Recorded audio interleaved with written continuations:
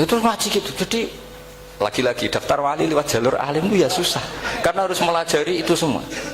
Saya tidak ingin jadi wali lewat jalur fakir, sabar, diutang tonggo, iso nyaur itu ya roro.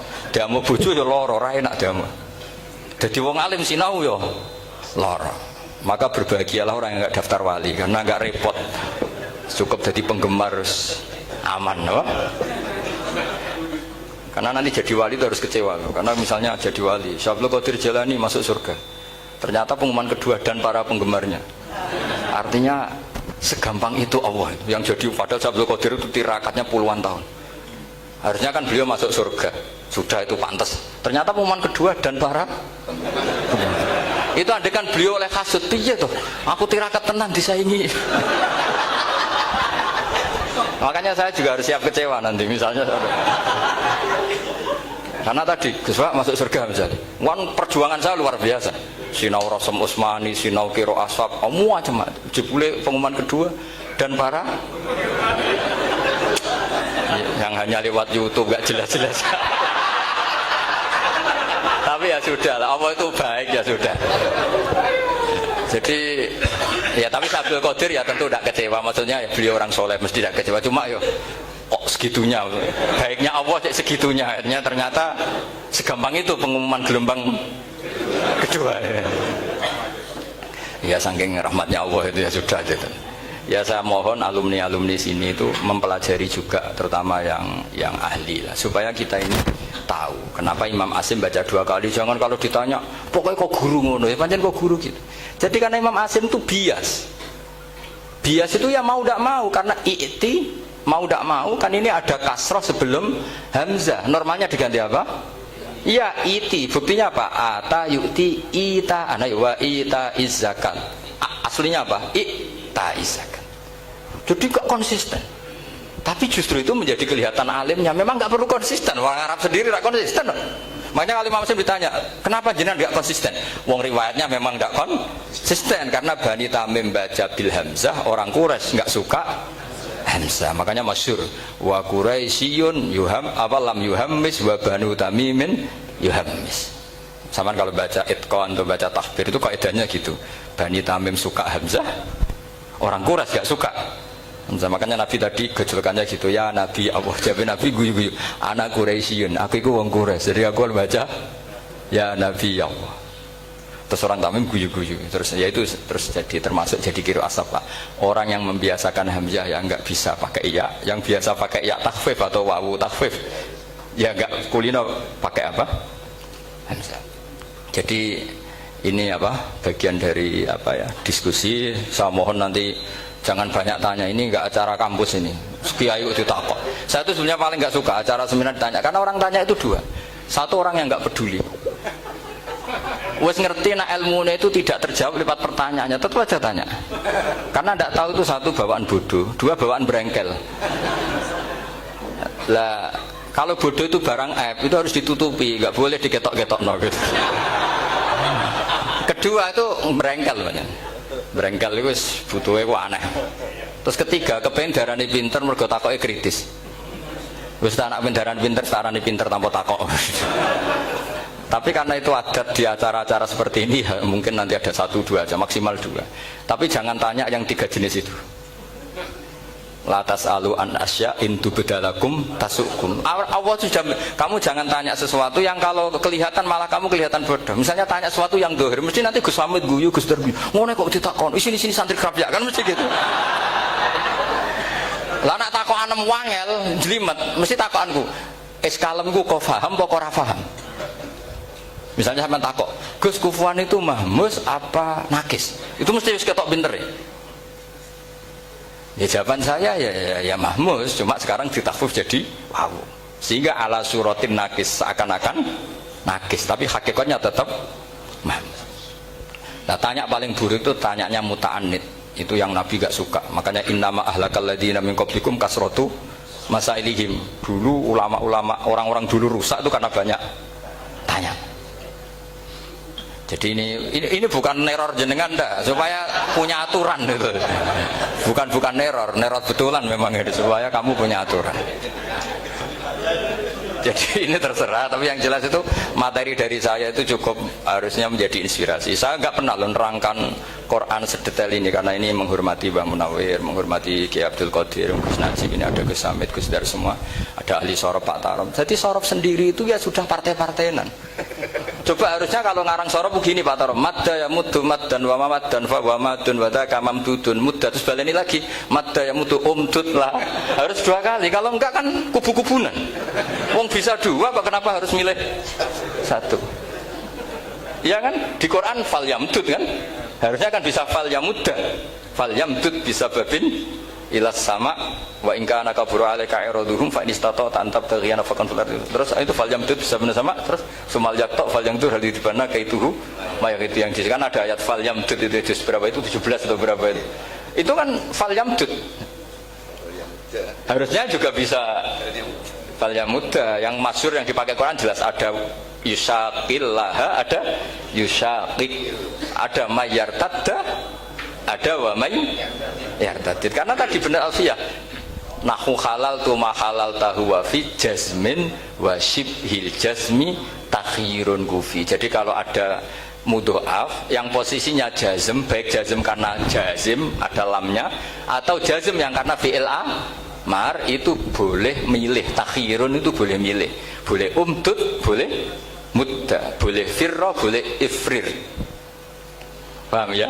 Berarti boleh mudda, boleh umdud, boleh fal yartadda, boleh fal yartadid, boleh mayyartadda, boleh mayyartadid. Ya, sekian. Assalamualaikum warahmatullahi wabarakatuh. Terima kasih Pak.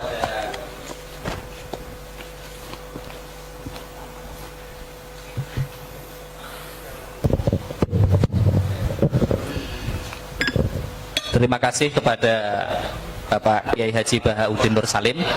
Nyuwun ngapunten niki Gus Bah, tetap ada diskusi ya, walaupun mungkin 2 pertanyaan saja nih. Nggih, masih ada 20 menit.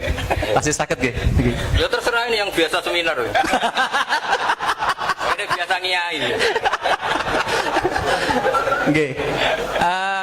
Supaya tidak motong waktu banyak, tadi Gus Bah sudah menjabarkan dengan luar biasa tentang qiraah sab'ah, baik dari sisi riwayat maupun dari sisi studinya, bagaimana itu dikaji dengan ilmu iqlal dan lain sebagainya itu. Monggo kalau ada maksimal 2 nggih, maksimal 2. Assalamualaikum warahmatullahi wabarakatuh. Yang kami hormati Gus Bah,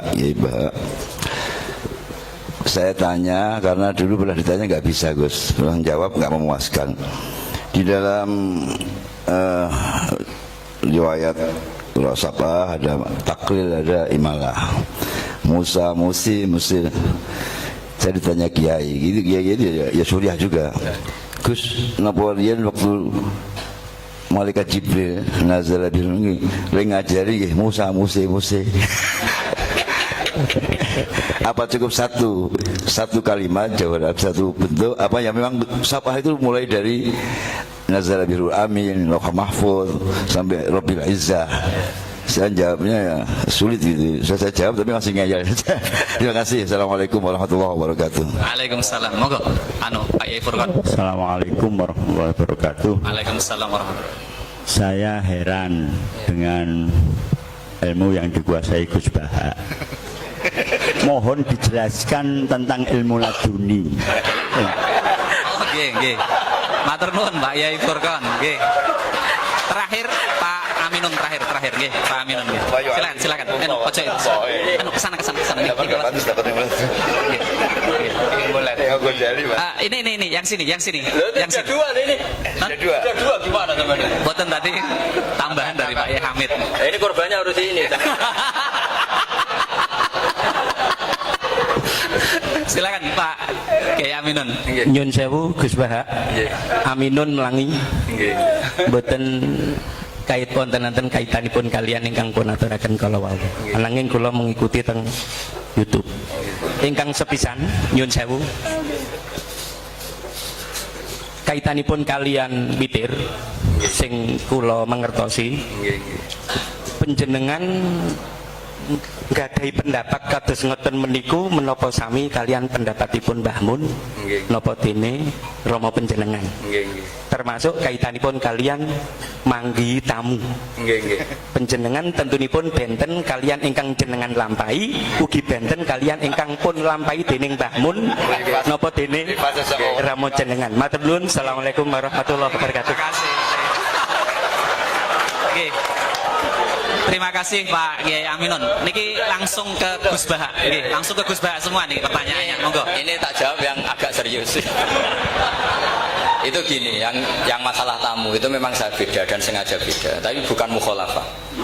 Beda itu beda dengan mukhalafah. Jadi Mbah Mun sendiri kalau curhat ya sering ngeluh karena kadang tamu itu di luar jam beliau misalnya qailula atau mau ngaji terus ada tamu nggak tahu waktu itu juga beliau sebenarnya ngeluh. Pernah tak tanya, nak ngeluh gue dihentikan, aku kayak itu orang kayak gue.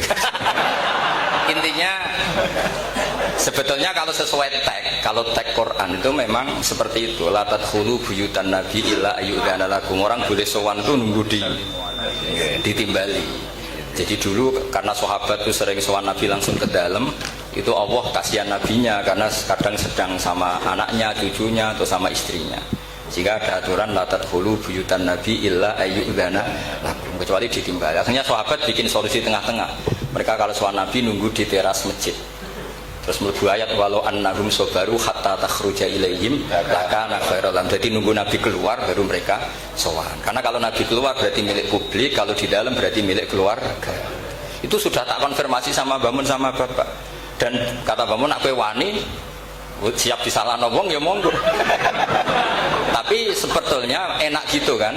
Kadang-kadang tamu itu kan kacau betul. Misalnya kita pergi 2 jam, kadang harus ngempet ke jeding, baru ke jeding, assalamualaikum. Kita ngaji di luar gini 2 jam, 3 jam, baru masuk mungkin mau makan, mau apa, langsung assalamualaikum. Itu kan secara nalar kan enggak etis. Makanya saya umumkan kalau bertamu harus ada aturannya. Seperti zaman dulu ada aturannya. Walau annahum sabaru hatta takhruja ilaihim. Jadi Nabi yang keluar. Kalau Nabi keluar ke masjid berarti milik publik. Kalau sudah masuk berarti milik keluarga. Jadi itu ada aturannya.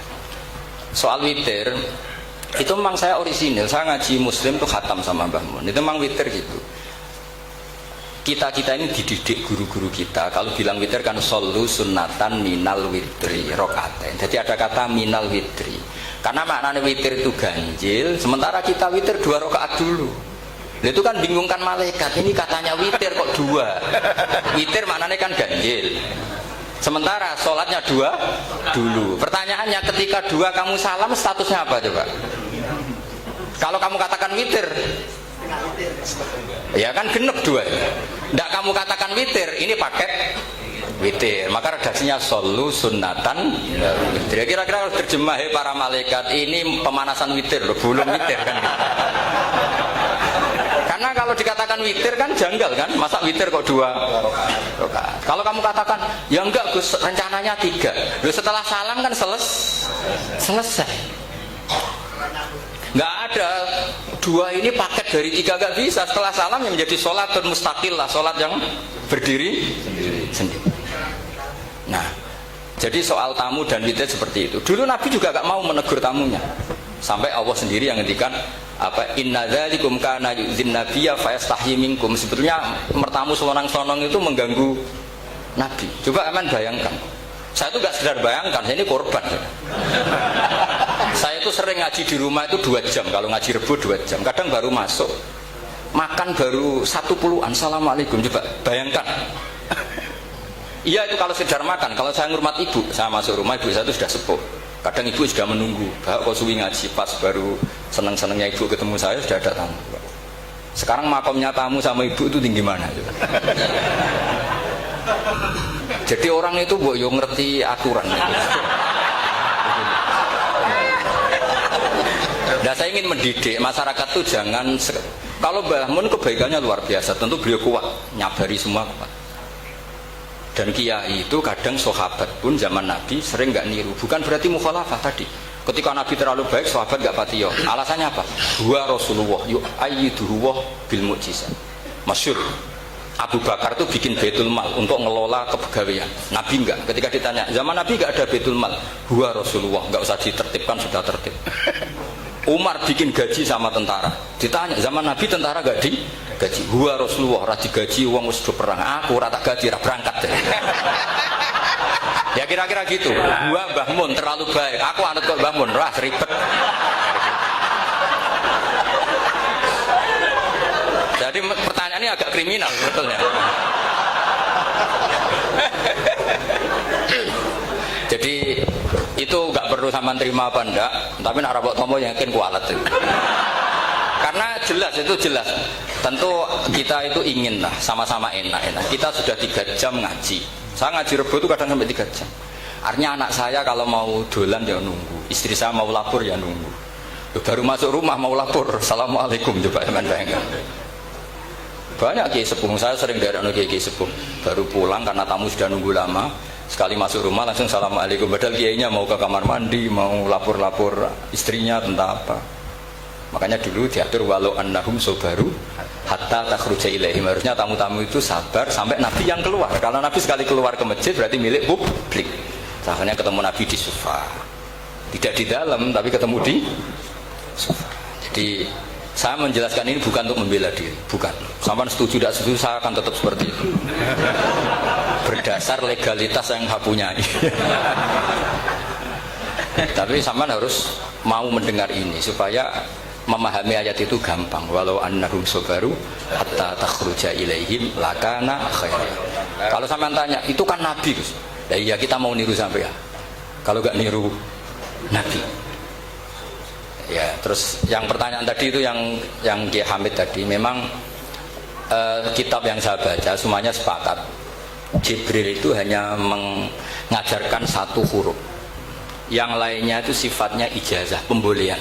Makanya kalimatnya di hadis asli kan falam azal astazidu.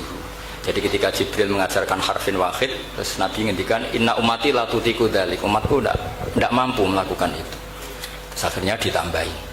Makanya kata Imam Zarkashi dalam kitab Burhan, Jibril hanya mengajarkan 1 kaifiyah, kemudian kaifiyah yang mu'tabaroh sifatnya diberi izin. Karena kita tidak bayangkan kan Nabi mengajarkan sampai 3 kali, 4 kali. Misalnya a'jamiyyu wa'arabi, diulang lagi a'jamiyyu wa'arabi, diulang lagi a'jamiyyu wa'arabi. Enggak kebayang. Tapi tentu syaratnya harus itu mustafidah filisanil arab. Memang pilihan-pilihan itu mustafidah filisan. Contoh gampang itu imalah. Para habaib, para orang-orang kita hormati itu spontan ya bilangnya ente. Artinya imalah itu kayak lazim. Guna ya hina kan orang-orang Arab. Gula-guli. Ya, artinya memang lahjah mereka itu sudah seperti itu. Ta'al hina juga ada orang Arab bilang apa? Guna. Ya kan? Jadi artinya itu lahjah. Lahjah itu disahkan. Tapi tentu yang diajarkan Nabi tentu yang paling fidar watil fasohah, tentu yang dipilih itu yang benar-benar tingkat fasohnya paling tinggi. Jadi kalau ada ikhtilaf riwayatan awir riwayat itu sebetulnya kita milih 1 saja sesuai guru-guru kita karena riwayat sunnatun mutaba'ah. Tapi kita tetap membolehkan karena Nabi membolehkan. Tapi tentu tidak boleh pakai akal, pakai tadi apa? Mustafidah fi lisanil Arab. Ya kayak tadi lah. Memang orang Arab itu sebagian baca ya Yuhan Nabiu. Mau Nabi pas itu ya agak negur. Aku ikut Quraisy. Senyum-senyum tak ketika ada orang Bedui bilang ya Yuhan Nabiu. Anak Quraisyun. Aku ikut orang Quraisy. Tapi aku nak mau coba ikut cuma ya Yuhan Nabiu. Jadi sudah akhirnya sampai sekarang jadi anggur Hamzah itu mesti kasusnya seperti itu. Semua Hamzah An-Nabiin. Kita baca apa? An-Nabiin. Allahu yastahzi'u, ada yang baca yastahzi kan gitu. Jadi semua yu'minu ada yang baca yu'minu dan seterusnya. Kalau pertanyaannya jenengan nggak perlu dijawab. Kan kata Gus Dar ilmu laduni itu rahasia. Sesuai dengan tradisi kemanusiaan itu kan ilmu laduni. Oh. Yang jelas kalau ingin laduni ya cari sendiri. Cari sendiri karena itu mau hibah. Saya sendiri ya tidak tahu salah dunia apa enggak. Pokoknya penting ngaji terus pakai tradisi yang Bikol bin Salim. Bapak saya yang sering wasiat ya pokoknya ngaji itu Bikol bin apa? Salim. Makanya saya tuh tidak pernah kepikiran suatu viral apa enggak kepikiran, orang seneng saya enggak kepikiran. Saya ini kan orang waras. Jadi kepikiran ya ridho Allah dan tidak ngapain sama makhluk. Mau kamu seneng saya enggak itu tidak kepikiran. Bodoh sekali kalau saya mikirin. Sehingga uang kepengen daftar wali itu ya mikirnya ridho Allah dan tidak, ya sudah. Allah mewajibkan orang alim mulang ya mulang sudah. Allah mengharamkan orang alim diatur ya ngatur dosa itu aja sudah. Karena al ilmu yuk tala ya. Jadi ilmu itu harusnya didatangi bukan datang, tapi karena ini kasepuan jadi melebu istisna, melebu pengecualian. Ya saya kira demikian. Assalamualaikum warahmatullahi wabarakatuh.